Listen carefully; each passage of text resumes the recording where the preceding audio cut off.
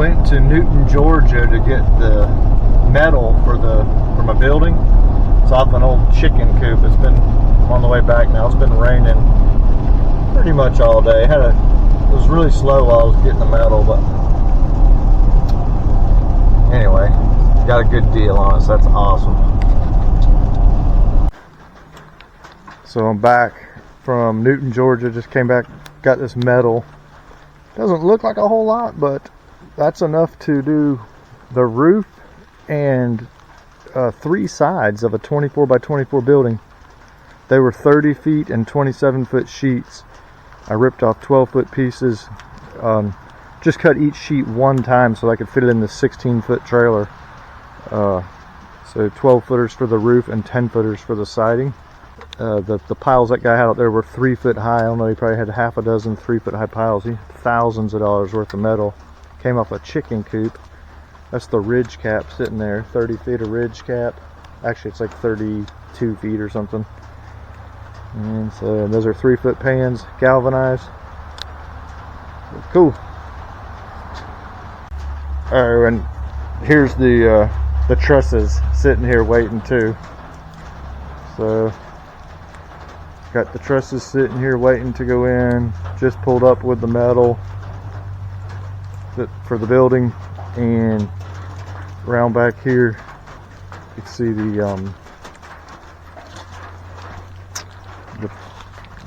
where I brought in the dirt. It's just been raining all morning, so there's where I brought in the dirt for the addition, the future of Numsky's garage. I got these in Georgia, like I said, and they were used on a chicken house, like a commercial. It was a huge pile he had, but they actually smell just a little bit like chickens.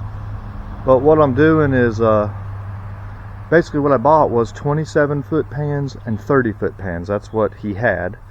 I had already made my trusses to use 12 foot lengths, so I cut each pan once quickly while there, using this electric grinder and this square, just to fit them in this trailer, because this trailer is only a 16-foot trailer.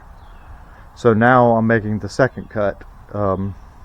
Basically, I bought 30s for the siding and cut one 10-foot piece off, so they were hanging 4 foot out of the back of the trailer. That's what you see there. And then I bought the 27s he had for my roofing, so I'm getting 2 12s out of each one of them, and then this is the scrap that's left over. And like I said, I made half the cuts while I was there just so I could get them in the trailer. And now I'm making the other half and stacking them up. And I'm just using this straight edge and a Sharpie marker, and then that electric grinder I showed you there. Oh, and also I'm using this. This is actually primer I had left over from that scooter project I did. Which there's a video on that. If you haven't seen that, check it out. And what I'm doing is, after I make the cuts, this is the quick cut from the other end I made, right, of the field cut I made. Now I'm cutting it, pulling from the other end so that I have at least one factory edge, because it is galvanized. And I'm hitting it with that primer after I cut it. These 2 panels I have leaned up here because at the bottom they had just a little bit of rust, I guess, where whatever was used on this giant chicken house, I don't know if it was all metal or if it had wood, but regardless, it had a little rust there. You can see I had sanded those and primed them and painted them with more of that scooter paint. But honestly, that was and it's the back side, and that's the only rust that I've seen out of all the panels. So over here I have some of them stacked. At the back there, that's the 10-foot pieces. That's going to be for the sides of the building. and that pile there to the left is the ridge cap, 3 of those, and then this here is the 8 12-foot pieces for this side of the roof. So I'm kind of trying to stage everything to make it easy. But one thing I was going to point out to y'all is if you look at how I've got these stacked, how they're staggered, they're not just interlocked, and I have them lifted up off the ground. And the reason for that is if you throw this metal down in the dirt and stack it up, the rainwater and condensation just gets stuck between each sheet and it stays wet 24/7, and it will cause major damage very quickly. Like actually look, this wall, that's exactly how those were stored. They were stacked like that. They were a little bit rusty, and they sat stacked for a couple years, and now it looks like that. It didn't, and it looked like that when I put it on the wall, but it did not. That came off another building, and it did not look like that when we took it off at all. So it does not take long if you stack them wrong to ruin them. I've heard people saying as little as a week they've seen damage, especially with the cheaper metal, with the cheaper finishes, that corrugated crap. That'll the finish will start to look weird real quick if you just lay it on the ground. So definitely stagger them and stack them like that. Even if you were going to use it like next day or something, it would be fine. But if you're thinking it's going to be around a few weeks or a month, because it tends to always be longer than you think, go ahead and do this. And anyway, blah blah blah. But so over here, and here's another example of this old rusty wall. It's the same thing. This metal sat stacked for a few years, and it wasn't new, but it definitely did not look anything like that. And just after a few years time, honestly, that is completely useless as roofing material. Some of those are literally rusted through. They're just, for siding on an old workshop is fine. And the reason I'm doing this, is because basically because in this existing building I park my truck and my boat, and I need somewhere where I can work on larger projects. And I don't want to like go backwards and put my boat in the rain or do something dumb. So I'm just adding this, and that's why I wanted to do the truss design, so that so there wouldn't be posts in the way. So this building, it's kind of hard to tell with the metal leaned up, but that fence will be gone, and the building will basically be in this clay footprint, 24 by 24, with the trusses I made. You can check that video out too. Anyway, the design is that the new building will go 6 feet beyond the edge of the old building. That's kind of the edge of the old one. So 6 feet over that way, and then it will be 6 feet in from this edge, right about where that dryer vent's at, just to the left side of that dryer vent. And so the whole point is so that you'll be able to drive a car, like say a vehicle you want to work on that's going to sit for a while, drive it through out here, and now you'll have like 8 or 9 feet of clearance on either side of the car, so that when you're trying to use a jack or whatever, the posts won't be in the way. So basically the new building is offset to the old building, and you drive through. And yes, I will be parking my daily driver truck in there, so obviously I would have to move that to pull through. But like I said, it's only, how often are you going to pull your project in and out? So, and I just don't, this is all woods back in here, so I don't have the option of coming in from this direction.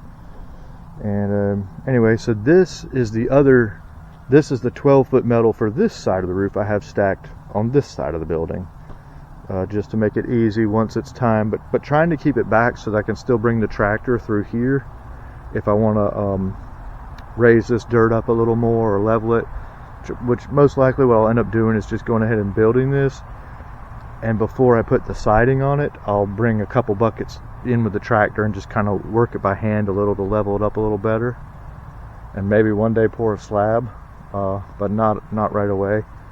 And then this down here, once again, this is the path that I've been driving the tractor through, kind of back and down between those two pines. But this metal piled up here these were the 30 footers. Now they're 20 foot. I cut the 10s off to fit it on my 16-foot trailer. I'm gonna wait to cut these. This will ultimately be the siding for the back and this side of the building, but I'm waiting to cut them just till it's kind of constructed, because you know, I might end up wanting it to be slightly under 10 or whatever, or maybe some of them under and some of them over. Just don't know for sure, so I thought, why rush it?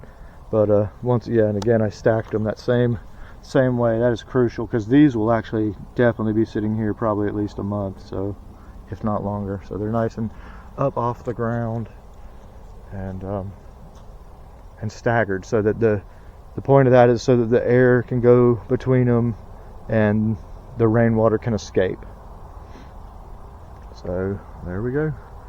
That's it. So this is the material, the posts, concrete for the shop build. And I've just set, at this point, just set one post yesterday afternoon. About to get started with the string lines are going to connect to these batter boards here and here. So I'm going to get a perfect 90 degrees string line coming from this post back to those batter boards. So of course we ended up getting a ton of rain, but I did manage to get the 7 posts around the perimeter of this addition put in. In case you want to know how I squared them, or first thing I did was, my new building is just under 24 feet wide, and this opening is just over 12 feet wide, and I wanted to center the building, the new building, on that opening of the old building. So I just marked the center and then measured out, and then used a straight edge off of this existing building to line that first post up. So that post lines up with the building and it's the proper distance out to be centered on the opening. So I set that post first, and then I built these batter boards, and then I used a 3-4-5 method to basically do your strings, set them up roughly where you can move them on these batter boards, where you can move them left to right. Measure off of the point where the 2 strings intersect, come 3 feet one way, 4 feet the other way on the other string, mark it with a Sharpie, and when you get 5 feet diagonally, then it's square. You can also do it, you can do it any multiple of 3, 4, 5, so it could be like 6, 8, 10, what would that be, 12, 16, 20, just any multiple of 3, 4, 5. Gives you a perfect 90. There's other ways. I think it's the most simple way. And a little tip too is if you take a framing square and kind of hold it up to the strings to kind of get them close before you start. Otherwise you'll be measuring forever. It also helps if you have 2 people when you're trying to measure the strings, but you can do it with 1. But anyway, so that's how I did it. So basically, so first I set that post like I said, and then when I put in this rear string right here, and I made that parallel to the existing building. So I measured off of each end and got that string parallel to the existing building, set the first corner post exactly where I wanted it, on this corner, like I said, and then I did the 3, 4, 5, like I said, right here, so that made this wall 90 degrees to the back wall. And then you don't need, then all you have to do is measure off of your corners that are behind me to set that post and the one in that corner, and then once you've done that, just pull a string from there to here to get that center post. Sounds like a lot. I guess it actually is. It probably takes a few hours, but if you want to have the correct dimensions and have a square building, that's basically what it takes. So now I've used this transit to get a level line. So the first thing I did was I hooked a tape measure from the top of the poles and pulled down and went from each pole and used the laser receiver to determine which pole was the lowest by hooking the tape to the top and then holding the receiver, this is the point that you mark, and this receives a signal. So you move this up and down till it beeps and shows you to stop. Got it level, determined that corner is the lowest. Then I went around and just shot a level line right where this is reading level off of and put a line at that level on every pole. So now every pole has a level line, and all I have to do is measure up. I determined this was the lowest pole, so I know it's 36.5 inches from the level line to the top of that pole, and that's the lowest pole. So if I set my 2x12s to the top of the 2x12s at 36.5 above that line on every pole, they'll be level and they'll be as high as I can make it because that's the lowest pole, if that makes sense. And then I'll cut the excess off. If you don't have one of these, I've done a bunch of these without this, and all you really have to do is kind of stand back and eyeball which pole is the lowest, and then start your your 2x12s you're going to put to, actually they're going this way on this building, but to support your trusses. You can start off of the lowest pole, stand back, eyeball the top of the lowest one, and then you would put the top edge of your 2x12 on the top of the lowest pole, and then put like a 4-foot level on top of that, and you can have a temporary block on the opposing end to temporarily support the 2x12, or have two people throw a level on it, and then you can do it that way and kind of level around. It's just not quite as accurate or as easy. If you do have one of these, they're super convenient and accurate. Okay, it's the next morning. We're about to start the trusses. My brother's going to help me for that. And now, yesterday I got the 2x12 perimeter installed, and I just used 2x6s on the end there because that's not supporting any weight. It's really, I used it more to just connect the end of the building. Here it is. I'll show you what I did on the back. There's a 2x10 as well. Probably not necessary, but I had them, and so these are just temporary braces. But I did this 2x10 on the back as well, just to I don't know. The trusses are pretty heavy, so it's the same on the other side over there. There's a 2x10 behind that side as well. And I'm sure I've already pointed out, but ultimately I'm going to obviously take that tarp out and that fence and that gate. I'm leaving that till I'm done because I have a small dog that keeps her in. But as you pull in, just kind of center the center of the vehicle on the center of that post, and I'm standing on the center behind me of the two posts behind me. So when you pull in, your car will be sitting right here in the center, and you'll have all this space to work around the car on your left and your right. That was kind of the whole point of this, so that you could have room to pump jacks and pull tires and all that, and not be up against a wall. So that's why I off-centered it on the back of this existing building. Okay, here it's coming along. My brother helped me the other day to lift the trusses in, and we basically just lifted one end up onto the wall, and then one guy went up on the tall ladder and balanced it, while the other guy lifted the opposite end up onto the 6-foot ladder, the shorter ladder, and then just walked it up onto the ledge beam there from there. So that's that. On this side, I've actually got the metal up too. So first I had to put the 2x4s, and I tried to position them to catch all the little holes because this was used metal, but the holes weren't they were basically 2 foot on center, but some of them were off some, so some missed. I think I'm going to JB weld those.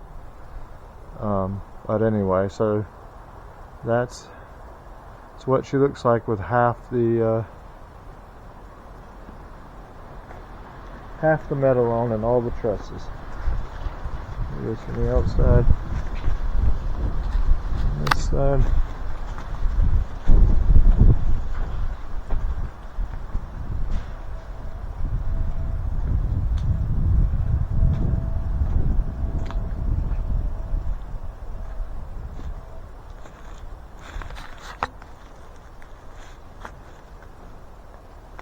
Can't really get to where you see the side of it.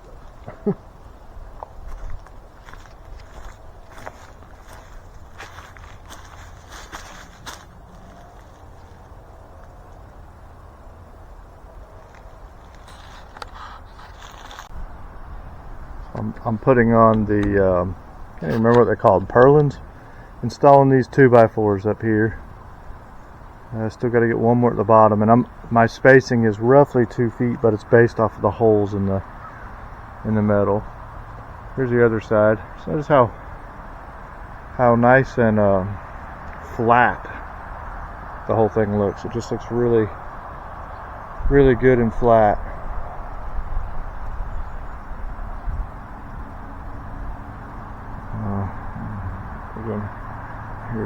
So I'm putting these in.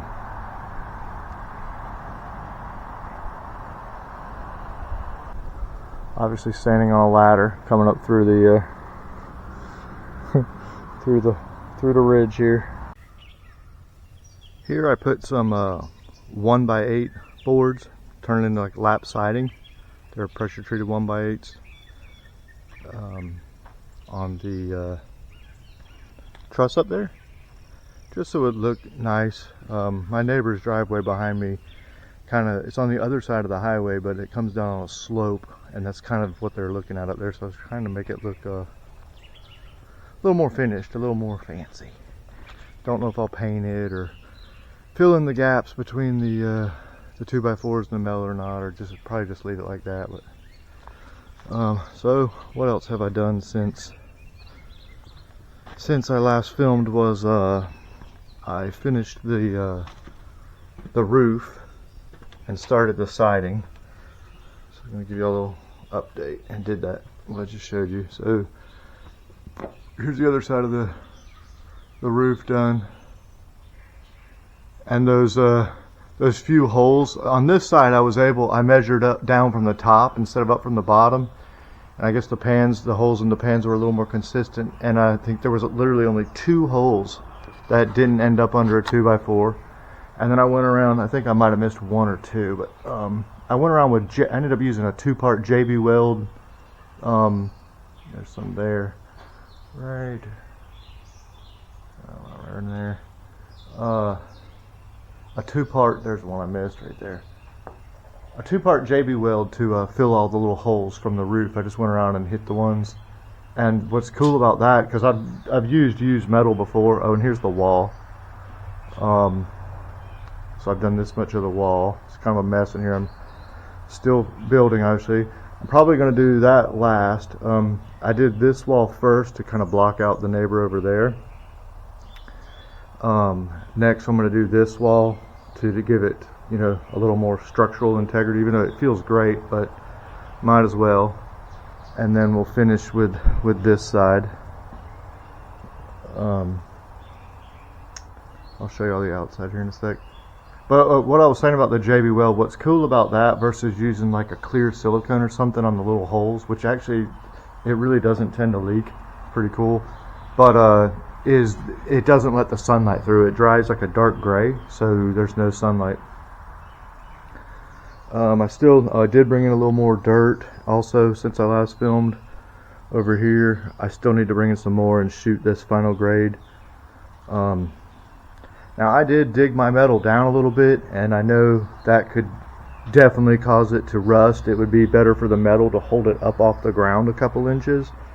But I'm in the middle of the woods, as you can see, and I don't want snakes. I know there'd be snakes coming right underneath it, squirrels, rabbits, mice, you name it, possums, armadillos, everything would just be coming right under. This way here, I know snakes can still get in here, but they won't just accidentally slither through without even realizing it. So that's why I did it this way. I wanted it down on the ground. And then here, I've got to have to, where the water is going to be coming off of this roof, and I had graded, and it ran through here. I'm going to have to just raise the dirt just a little right here by that window to get it to go over here, because it does slope down this way, and it actually slopes that way. But anyway, if you look, I kind of dug. Something important to think about is which way is the water going to flow, because I'm on a slope, and I've been dealing with that with this whole building, having to dig ditches and make little berms and stuff to guide the water. It doesn't flood because we're on a slope, but it wants to run right through the place, so I got to guide it. So that's what this is. So the idea is it'll come down off of this roof, and then, like I said, I'm just going to build it up just a little right there, and that'll push it over to here, and then it'll go this way. And then, so like I said, I buried that down about 4 to 6 inches, and then I threw leaves on the dirt to help with erosion, and also to prevent it from splashing mud up on the wall.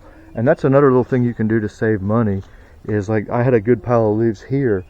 When I started this whole project, this was woods right here, and there was just leaves everywhere. So the first thing I did I didn't want to put my fill on top of leaves, so I raked all the leaves into a big pile, and then I was able to use them here, and I'll use some more around the back as well. So I don't know, probably maybe save you $20 or something, but every little bit, it adds up quick.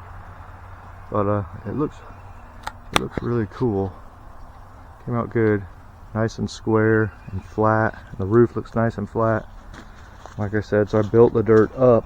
I buried the pans and then built the dirt up so that the water will shed away from the building. If it rusted, I'll deal with it then, because, you know, what is the alternative to? You'd have to have built on a slab and get it elevated where the slab would be up, and then maybe have the metal in short and put some rock or something. But this is a budget build, like big time budget build, so this is what we get. And you can see how much dirt. It's like 2 feet of fill to level this.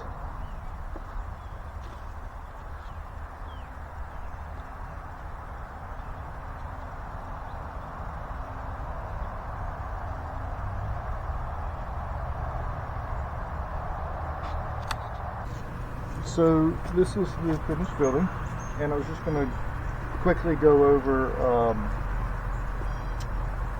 the exact materials I used, and the total cost, and I guess a rough idea of the time. These are the screws I like to use. There's 3-inch, so 5-pound box, 3-inch screws, star drive. They're T25s, comes with a bit. They're great. You can use them in treated. I love these. 5-pound box, so you need that. And then these are the roofing screws I used for this job. Number 9, 400 of them, 1.5 inch long, sharp point roofing screws from Tex.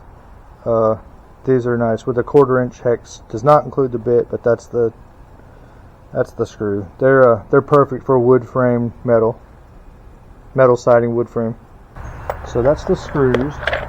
And I'll just quickly go over some of it, because I didn't point out, like, the lumber I used was 4x6s for the posts, 3 on each side. Those are 4x6x12s. And I chose 12s because I had to raise the dirt here 2 feet.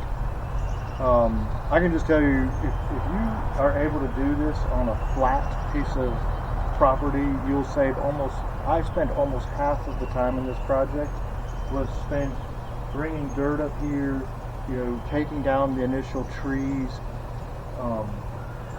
clearing back around the project to where it would work, because I'm in the woods. That was almost half the time. If you could start with a perfectly flat area, maybe you could get by with like 10-foot posts if they're even available. But anyway, I use 12-foot posts. We'll get an exact ceiling height when we go in there, but I believe it's just under 9 feet finished ceiling height. So 4x6 by 12s, and then on the sides it was 2x12 by 12s. Now I'll just quickly run through the costs, how I got to $1,500 to build this. So the total lumber cost, this was what I showed y'all in the trailer that day, plus I went back and had to get a few 2x4s for the roof. So that comes to $630. The truss cost is $320. That's including the truss lumber, which is separate from the $630 I just mentioned. I have a whole video on making those, and it shows the cost breakdown per truss and blah blah blah. But the total truss cost, including screws, was $320. I paid $520 for the metal, and that would be the one thing you would have to find. But I can tell you, if you go on to Facebook Marketplace, it's pretty common to see used metal for sale. What I liked about this was it looked clean and flat. It didn't look like a rusty pile of junk with 4 pieces. It was a bunch. But you can definitely find used metal for around this price. And I think I kind of mentioned that earlier, but these pans were 3-foot wide pans. They're roughly 10 feet on the sides, and they're 12 feet exactly on the roof. And there's 8 pans going, basically 8 pans on each side on the roof and on the wall, and same thing on the other side, and then on the back. And so this total cost is for 3 walls, because the front of my building is open, right?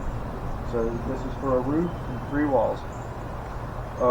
The screws I just showed you were $48.87. The roofing screws. The framing screws were by pounds was $35.57. I had $20 in concrete, which that was for 4 60-pound bags. Probably could have used a little more, but honestly my cart at the box store was so overloaded I was by myself. So the grand total comes to $1,574. That includes everything.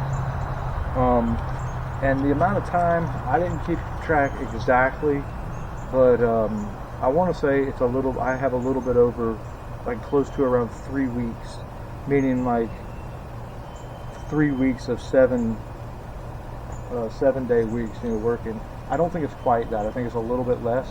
But keep in mind, the only help I had was with cutting the tree down. I had, y'all saw the tractor was hooked up to the tree when I pulled the tree. So I had that help. And we spent literally 2 days just, cutting the tree down, clearing the ground, mowing around here, picking all the tree up, cutting it up. It was a big tree. That was 2 days right there. And then I probably have at least 4 days, because I did it in little chunks, like 2, 3, 4 hour chunks moving the dirt. But I probably have like 4 days in that. So like I said, and then I had to level it after the building was up. So you could cut a huge percentage of time off if you have a nice level lot to start with. But the only other help I had was when we set the trusses. So that was 2.5 hours it took us to set the 8 trusses, and we weren't in a huge hurry. We were just so we did that in 2.5 hours. So I had 2.5 hours of help there, and I had the initial help with the tree. And other than that, I was 100% doing it by myself. And I want to say, realistically, you could figure on a couple weeks to do something like this on your own. I think that covers everything. Oh, and I was just going to say the actual dimensions of it are 24 feet going this direction, 23 feet going the other direction, and that actually comes to 552 square feet is what that comes to. And the 3 weeks time to build it includes the time it takes to build the trusses. That's a big factor too, right? You got to build the trusses, and then before you can really even start, that is a good factor. I was just going to do a quick walk around. Now, also, that did not include the, there's nothing on the end. As at the top, it's open. I don't know if y'all can see that. I did side the other end. I showed y'all that, and that money also did not. The $1,500 does not include where I put the lap siding on the other end. Ideally, I guess you could run the metal up all the way to the ridge, like I did on here. This will be fine. What I'm going to do is just take a little bit of flashing and put it over the top of the metal, and then put either plywood or lap siding. It is, I don't know if y'all can tell in the video, that truss is completely underneath the roof. You could just leave it. And it actually lets nice light inside. I was considering putting a window in there. But I'm not 100% sure what I'm going to do up there just yet. Possibly more lap siding, maybe metal, maybe just plywood, because I might want to put a window or a fan. I'm not sure yet. But you know, once you have the main building up, if you got to come back and spend a couple $100 on a few things, that's, you know, you have the building. It's the huge part. And also, you know, remember, this is just a dirt floor, and I have another building with a gravel floor, which is nice. It is nice for walking around and everything, and for storing stuff, right? It keeps it nice and clean. But it's for working on cars and stuff, if you try to drag a floor jack around on it, it's terrible. And if you lay on it, it messes up your back. So I'm either going to put concrete in there, or pavers, or just leave it. For right now, it's just going to be dirt, but we'll see. And so, and actually, I mean, with there, so there's that's what's left of it. There's that one pan right there. That's 10 feet. And then I do have this one corner where I turned back to my building that was here. So if you took that and this one piece that's left, you technically probably did have enough metal to do at least one of the gable ends with what I got. But this is it. I don't know if I can get back enough. There's a lot of pollen right now. That's what's on. That's why it looks green. That's pollen on the roof.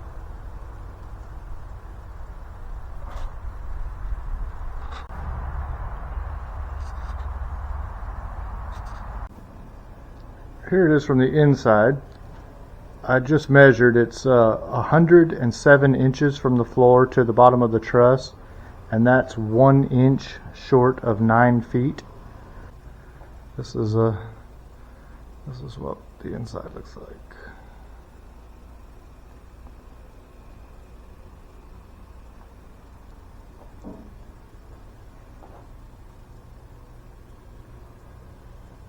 I need to pick that up. That's a kind of an interesting little project. That's a roof air for an RV. So I'm sure you can see the opening is from there to there. Just need to get that out of the way.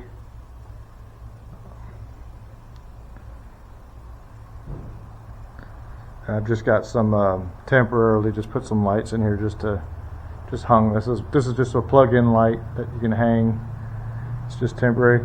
My plan is probably, like I said, I might try to pave this or pave part of it, you know, with concrete. But I'm also thinking I'm going to do like which might be another video, who knows, but maybe like made out of plywood, almost like a cabinet with a shelf. Not necessarily doors, but it would be a countertop with a shelf, maybe 2 feet deep, with one shelf underneath it. And then it would serve almost as like a work table and a you know, storage for lots of stuff. I tend to put lots of little bolts and stuff in old coffee cans or whatever. But I was thinking I would like to put a wood stove in here, and it will probably be on this wall somewhere. So I would maybe put like a bench. The bench I was just talking about, maybe, you know, a third of the way down, and then the center third would be the wood stove, and then the back third would be another bench. Don't think I'd put anything here because you don't want to lose depth for pulling in. You know, some trucks are like 20 feet long, and this is 24 feet. Not counting, I mean, you do have what's behind you, but so I don't think I'd put anything on that wall, or at least not, maybe in the corners, but not in the center. Thanks for watching. please like and subscribe, and hope to see you next time.